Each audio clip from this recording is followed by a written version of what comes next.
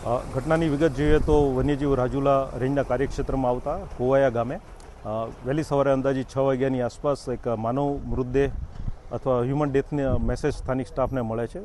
Message મળતા જ અમારા હદના બીટગાર્ડ અને રેન્જ ફોરેસ્ટ ઓફિસર સ્થળ ઉપર પહોંચી જાય છે. ઘટનાની ગંભીરતાને ધ્યાને લઈને સ્થાનિક પોલીસ વિભાગને જાણ કરવામાં આવે છે અને આ ઘટના પ્રાઇમા ફેસી વન્ય પ્રાણીને કારણે થઈ હોય એવું ધ્યાને રાખીને આજુબાજુના વિસ્તારમાં જે વન્ય પ્રાણી છે એમનું લોકેશન કરવામાં આવે છે. લોકેશન કરીને બને એટલું જલ્દી એમનું રેસ્ક્યુ કરવા માટે અમારા વેટરનરી ઓફિસરની ટીમ આવી જાય છે અને સ્થાનિક સ્ટાફ અને વેટરનરી ઓફિસર મળીને એનું રેસ્ક્યુ ઓપરેશન કરે છે.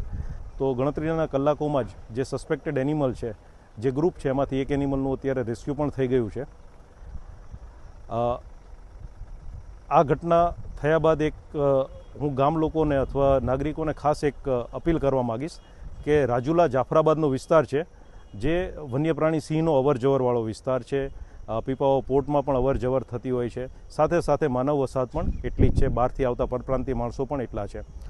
તો જ્યારે પણ આવી કોઈ અવર જવર જોવા મળે છે, ઓડ ટાઈમે અવર જવર જોવા મળે છે, તો અમારો એક ટોલ ફ્રી નંબર છે 1926, એના ઉપર જો જાણ કરશો તો વન વિભાગની સ્થાનિક ટીમ તાત્કાલિક સ્થળ ઉપર પહોંચી જશે, જેનાથી આવું માનવ વન્ય પ્રાણીના ઘર્ષણવાળી કોઈ પણ ઘટના આપણે નિવારી શકીએ. કેમ કે જેટલા આપણે જાગૃત હશું તેટલી જ આવી ઘટનાઓ નિવારી શકીશું.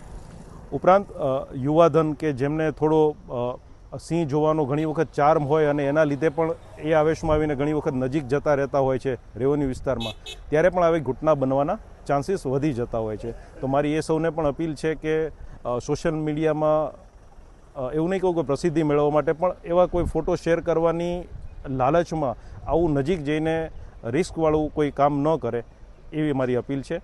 વત્તા આ જેટલા અવાવરું વિસ્તાર છે કે જ્યાં જો મોડી સાંજે નીકળવાનું થાય તો ટોર્ચ અથવા લાકડી કે એવું લઈને નીકળશે તો સેફટી વધારે રહેશે.